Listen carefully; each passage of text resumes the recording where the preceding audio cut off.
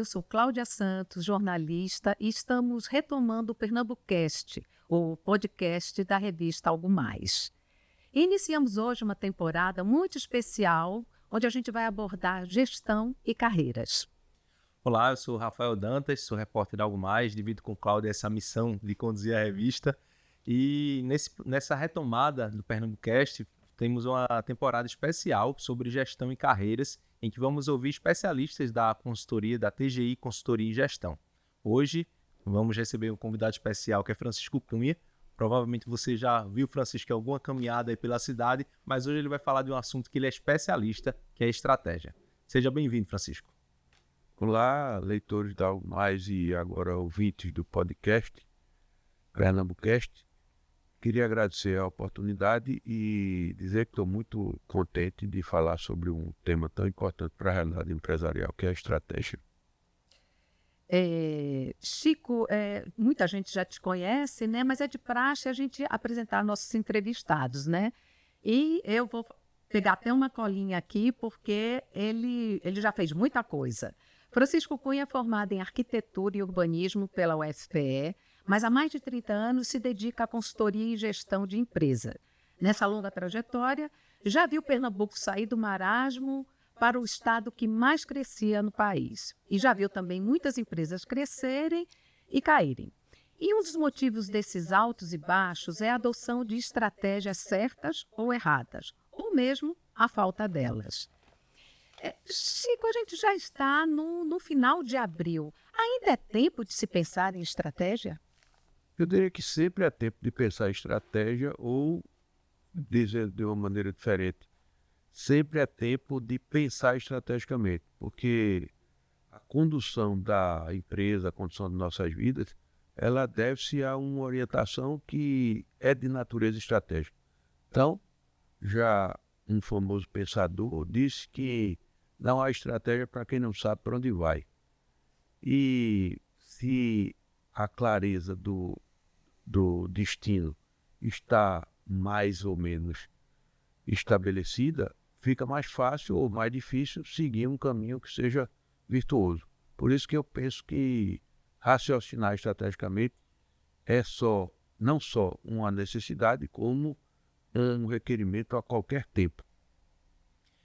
Chico, você pode explicar um pouco a diferença entre os conceitos de governança e planejamento estratégico e como eles dois se articulam? Veja, minha experiência em relação a isso já vai, como disse Cláudia, com mais de 3 décadas. E cotidianamente, né, tratando desses temas, que é gestão, planejamento estratégico, estratégia e governança. Se a gente pudesse resumir, são os temas principais. E a importância disso é vital para a realidade empresarial, porque nesse mundo cada vez mais turbulento e agitado, ter clareza para onde vai é essencial. Isso se formula pela estratégia. É na formulação estratégica que se estabelece qual o melhor caminho a percorrer. Certo. Ter essa ferramenta de gestão bem estruturada e sinalizada pela governança pode trazer ganhos para a organização? Que tipo de ganhos? Definir, a gente pode dizer assim, que é responsabilidade da governança definir a estratégia que deve passar a estratégia como diretrizes para a gestão, que desdobra a estratégia por meio do planejamento estratégico, da ferramenta do planejamento estratégico, e recebe de volta à governança a prestação de contas. Não só o desdobramento da estratégia e a sua execução, como a prestação de contas. É como se fosse assim, é para fazer isso. E quando eu falo governança, eu estou falando de quem detém o capital, ou seja, a propriedade da empresa. E dizer assim, nós pretendemos isso, repassa isso para os executivos e a gestão, eles desdobram em forma de planejamento estratégico em ações e projetos e restituem isso que foi demandado como prestação de contas, ou accountability, como se diz na língua inglesa. Então, receber isso de volta e reformular é o estabelecimento do processo de formulação e acompanhamento estratégico. Então, isso é um ciclo que deve ser estabelecido a partir da governança. E o ganho que se tem é um caminho mais claro, mais definido, e um rumo a ser traçado de forma que as pessoas compreendam, o mais possível que as pessoas compreendam, e possam seguir naquela direção. Então, ter uma estratégia é um ganho, e desenvolver isso é um ganho extraordinário para as empresas, e um ganho competitivo muito importante. Em muita entrevista que eu fiz, muitas pessoas falavam brincando, né, que a gente vive num país em que até o passado é incerto. Normalmente, quando a gente fala de estratégia e pensando, projetando para o futuro, dentro desse contexto eu pergunto, o planejamento, ele é para prever o futuro da empresa? Ou qual é o objetivo de traçar um planejamento estratégico? Olha, prever o futuro é impossível. Tem até um ditado, um velho ditado árabe que diz: aquele que prevê o futuro mente, mesmo quando acerta. Porque se não tiver bola de cristal, e eu acredito que poucas pessoas têm, não dá para prever o futuro, mas dá para prospectar futuros possíveis e, escolhendo aquele que a organização considera como mais provável, traçar uma estratégia para ir naquela direção, ou seja, planejar e ir na direção daquele futuro que, depois de traçado pelas várias técnicas, uma delas é cenários, depois de traçado essa possibilidade de futuro, escolher um que seja mais viável e traçar um plano para atingir aquele, ou pelo menos seguir na direção daquele futuro, definindo com clareza aonde se quer chegar. É o que a gente chama de visão. Definir com clareza a visão da empresa para poder traçar uma estratégia que é o caminho a ser percorrido em direção àquela visão. Isso atualizado de forma contínua. Então é mais ou menos esse o processo de formulação de estratégias possíveis para futuros prospectados, mas sem a ilusão de que se vai adivinhar o futuro ou descobrir o que é que vai acontecer. Isso não é possível. O futuro é incerto por natureza. O que a gente tem que fazer é procurar reduzir essa incerteza por meio da estratégia. Para adotar, né, um planejamento que foi traçado, né, desenhado dentro da empresa, para que ele seja real, né, colocado em prática, quais são os passos, Chico, que pode ser feito para que não vire somente um documento de papel? Para tirar a estratégia do papel é preciso seguir esse ciclo. Quer dizer, depois de definido, mapeado essas possibilidades de futuro, escolhido aquele que é mais provável e definido qual é a visão que se quer dentro de determinado tempo, isso é uma formulação que eu digo que é da governança, é da propriedade do capital, do controle da empresa. Definido isso e passado como uma tarefa para o executivo, é mais ou menos como dizer assim: olha, nós queremos ir nessa direção. Como é que a gente faz? Então se desdobra isso na forma de um planejamento estratégico, define ações, projetos, esclarecendo metas e indicadores para saber se está na direção planejada e se executa isso. Como eu falei antes, o retorno disso para a governança, ou seja, de onde emanou a estratégia, é prestação de contas. Ou seja, periodicamente nós conseguimos isso, geralmente se traça um orçamento atrelado a essa estratégia e a gestão dá conta de se atingiu ou não aquilo que foi planejado. Ver o famoso previsto versus realizado daquilo que se orçou. O orçamento é a manifestação em números e em projeções financeiras daquilo que se projeta. Então, a estratégia, orçamento, planos e ações e prestação de contas. Então, criando esse círculo de retroalimentação, se permite ter uma sistemática de formulação de estratégia, planejamento, execução e controle, que é o famoso, já traduziu isso aí como o famoso PDCA. Tem muitos empresários que têm medo de compartilhar suas estratégias, né? Você acha que tem razão de ser esse temor? Sim, tem coisas que não se deve, pelo menos em determinado período, informações sensíveis, principalmente aquelas que têm impacto sobre a realidade da empresa e podem oferecer à concorrência algumas informações de natureza estratégica que elas devem ser guardadas para serem divulgadas ou socializadas em determinado período. Então, tem informações estratégicas que devem e precisam ser divulgadas para que as pessoas saibam para onde ir, mas tem outras que devem ser resguardadas para serem divulgadas em determinado momento.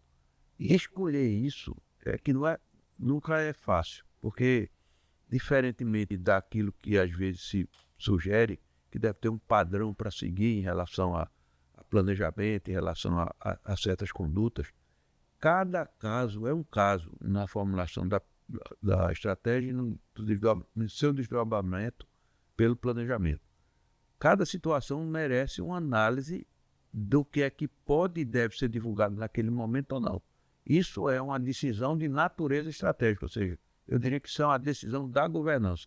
Isso aqui pode, isso aqui não pode, isso aqui deve, isso aqui vai ser divulgado. Sempre considerando o resguardo estratégico e competitivo da empresa. Eu não posso dar determinadas informações se aquilo vai afetar o meu posicionamento estratégico, porque o meu concorrente vai saber e vai se antecipar e querer chegar na minha frente. Então, o que é que se divulga, o que é que não se divulga, deve ser sempre objeto de uma discussão.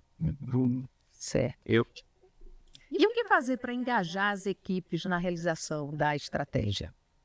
Veja, aí a sequência é definido aquilo que pode e deve ser divulgado e envolver o máximo de pessoas possível, principalmente, em primeiro lugar, a liderança ou as lideranças, para, a partir daquelas determinações, se formular algo que seja possível ser compreendido e participado o mais possível com as equipes, para fazer com que se tenha clareza sobre para onde ir.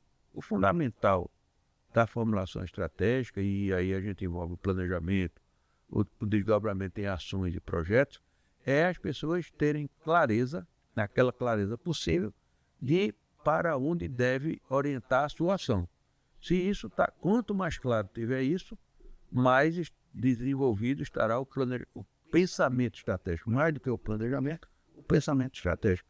E para que isso seja disseminado, é fundamental envolver a equipe. Claro, como a gente viu há pouco tempo atrás, tem determinadas coisas que devem ser guardadas como sigilo durante algum tempo para que não enfraqueçam a posição estratégica. Agora, o mais que puder, fora isso, o mais que puder ser compartilhado, deve.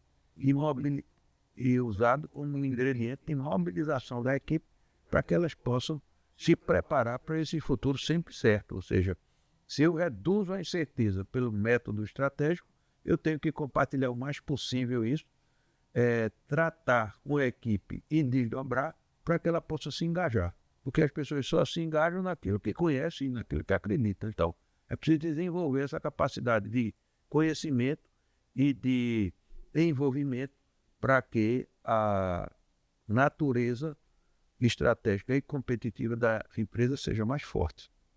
Sim. Chico, passadas essas perguntas iniciais, a gente vai para um segundo bloco do nosso Pernambucast, que eu chamo de algo mais e algo menos. Então, o algo mais dessa história eu queria saber desse período de experiência que você tem da consultoria, tem algum case de uma empresa que conseguiu adotar, planejar uma estratégia, adotar e conseguir resultados promissores com isso? E se pudesse ser um case pernambucano, como que a gente gosta muito de falar, que é a revista de Pernambuco, seria bem interessante.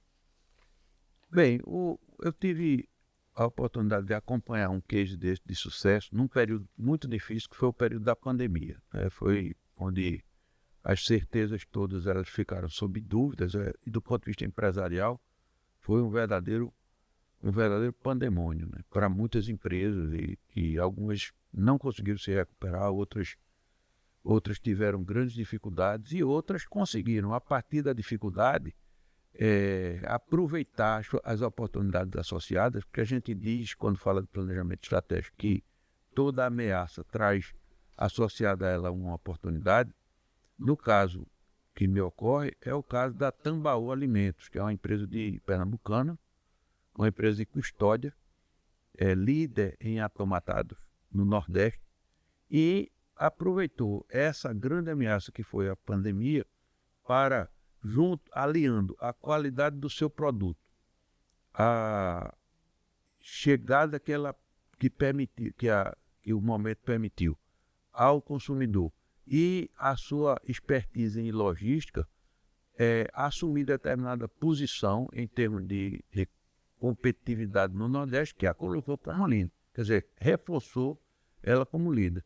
Porque houve uma desarrumação logística geral, mundial, e aconteceu de que determinados players importantes do mercado não conseguiram suprir a demanda, principalmente por alimentos, no período em que se colocava como extremamente necessário, porque tinha que atender às suas realidades regionais. Então, a Tambaú conseguiu juntar esses ingredientes, apesar da grande dificuldade da realidade da pandemia, e com essa conjugação bem-sucedida, ela conseguiu assumir ou reforçar em determinados pontos a liderança regional. Então, é um case bem-sucedido e, diante de uma realidade adversa, conseguir transformar essa realidade pelo exercício da formulação estratégica e da definição de objetivos bem definidos, aproveitar a oportunidade de se colocar em posição de liderança, reforçar a sua posição de liderança.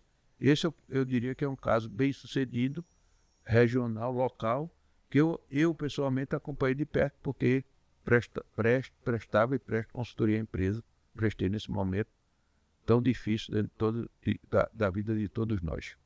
Ela, inclusive, parece que segue nesse ritmo forte, desde a pandemia, né? Essas últimas entrevistas que o Hugo Gonçalves tem nos concedido, ele tem mencionado esse ritmo que a empresa tomou depois da pandemia. Pois é, já está até mirando o mercado nacional também, né? Depois da consolidação do mercado local, que veio, é sempre dinâmica, porque competição é competição, né? Sempre a guerra é permanente pela preferência do cliente. Mas, uma vez consolidado esse ambiente regional, é possível começar a pensar em ampliação da área de atendimento. Creio que esse seja um caminho a ser seguido. Outros caminhos estratégicos. Agora vamos para o outro extremo, Francisco. Você tem alguma história marcante de alguma corporação que perdeu o bonde da história por não ter observado atentamente a estratégia? Tem alguns casos clássicos, né? Tem o caso da Kodak, que perdeu a hegemonia quando não acreditou na fotografia eletrônica, nessa fotografia que todos nós passamos a ter, dessa máquina fotográfica, todos nós passamos a ter à mão, que é o telefone celular. Ela desconsiderou completamente isso e perdeu o bonde da história, a ponto de ser uma corporação enorme e praticamente ter se reduzido próximo a zero em termos de empresa. Mais uma que me ocorre para tratar também dessa perda de oportunidade, não ter visto o funcionamento da concorrência da BlackBerry, o famoso celular antecessor ao touchscreen, né? Essa forma de... Porque o BlackBerry tinha o teclado mecânico, tinha a parte de cima era a tela e a parte de baixo era um teclado mecânico. E a BlackBerry era líder, passou a ser líder mundial, pelo menos no segmento, se eu não me engano, executivo, de todo mundo tinha o BlackBerry. Em determinado momento ele não percebeu que a Apple tinha lançado o touchscreen, ou seja, que foi a grande sacada, né? Não tem teclado físico, então a gente toca na tela. Ele não percebeu isso. E quando eles perceberam já era tarde, porque o iPhone passou a ser líder no mercado. Depois o iPhone foi copiado. Hoje os outros players do mercado de celulares com uma tela dessa touchscreen copiaram a invenção da Apple, Samsung, etc. Então a BlackBerry não percebeu isso e ao não ter percebido, perdeu literalmente o bonde da história. Hoje eu acho que nem sequer existe mais como empresa. Então, isso são evidências de que é preciso estar permanentemente atento. Atento, e como dizia a música, atento e forte, sem mesmo ser tempo de estender a mão. Então, no caso da BlackBerry foi uma vacilada que custou a existência dela. Então, é um case mal sucedido. Caminhando já para o final do nosso episódio, a gente vai encerrar os programas, Cláudia, pedindo uma indicação cultural dos nossos entrevistados, e eu vou pedir para Chico fazer isso. Então, o que é que algum filme, alguma série ou algum livro que você gostaria de indicar para os nossos leitores, ouvintes, ou agora quem está nos acompanhando no podcast? Como eu sou de uma geração que alfabetizou-se pelo livro, né, que desenvolveu sua cognição e aprendizado pelo livro, eu gosto sempre de dar exemplos de livros. Muito embora esse tema, o tema da estratégia, o tema do planejamento, tenha uma publicação, uma quantidade muito grande de livros, publicação muito vasta, mas são poucos aqueles que eu diria estão atualizados. E em relação a essa questão da atualização, a recomendação que eu faria é de um livro chamado Estratégia Adaptativa, da editora Gente. Estratégia Adaptativa, da editora Gente, de dois autores, Sandro Malgadi e José Salib Neto. É um livro que está, digamos, mais sintonizado com essa realidade que a gente está vivendo agora, porque de um tempo para cá, as mudanças se aceleraram muito, né? Principalmente pós-pandemia. Na área da gestão, e envolve estratégia, envolve planejamento estratégico, porque a gente está diante de mercados cada vez mais disruptivos, né? E com mudanças tremendamente rápidas. Então, poder adaptar-se do ponto de vista da estratégia a essas mudanças, da estratégia a essas mudanças, é um desafio enorme que todas as empresas, pequenas, médias e grandes, estão submetidas. Eu dei o exemplo da BlackBerry, que era uma empresa gigantesca, e de repente o chão desapareceu debaixo dos seus pés. Então, todas as empresas, de um modo geral, estão submetidas a essas exigências muito acentuadas no mercado e dessa disrupção geral, caracterizado mais recentemente pela inteligência artificial. Então, a inteligência artificial vai provocar mudanças muito mais profundas do que a gente possa imaginar hoje, porque ela tem um potencial disruptivo enorme. Talvez seja, como o próprio Bill Gates diz, digamos, a invenção mais disruptiva desde talvez a invenção da internet e a invenção do computador doméstico, de mesa, do computador que todos nós usamos hoje. O computador era coisa que só se usava, grandes empresas usavam computador, até se transformar num eletrodoméstico, vamos dizer assim. Então, diante da realidade de hoje e da inteligência artificial, a recomendação que eu reforço é pensar e discutir, mas também procurar ler sobre o que é que tem tratando dessa questão da adaptação. Então, esse livro eu acho que tem uma boa indicação de dois autores nacionais que tratam essa coisa, digamos assim, de uma forma mais contemporânea possível, muito embora o que se deve abrir o leque do conhecimento mais amplo possível, porque não só as leituras são suficientes, mas hoje os meios de comunicação, os meios eletrônicos principalmente, eu gosto de dizer que o YouTube é uma universidade sobre tudo, né? Ali você aprende qualquer coisa. E se dedicar, por meio de vídeos, e se dedicar a isso, dedicar-se a isso é mais do que uma necessidade, é uma exigência da contemporaneidade. Então eu indico esse livro, Estratégia Adaptativa, e também, se puder fazer uma indicação complementar, procurem sempre no YouTube informações adequadas sobre o seu negócio e sobre o que fazer do ponto de vista estratégico para mantê-lo atualizado com as tendências contemporâneas.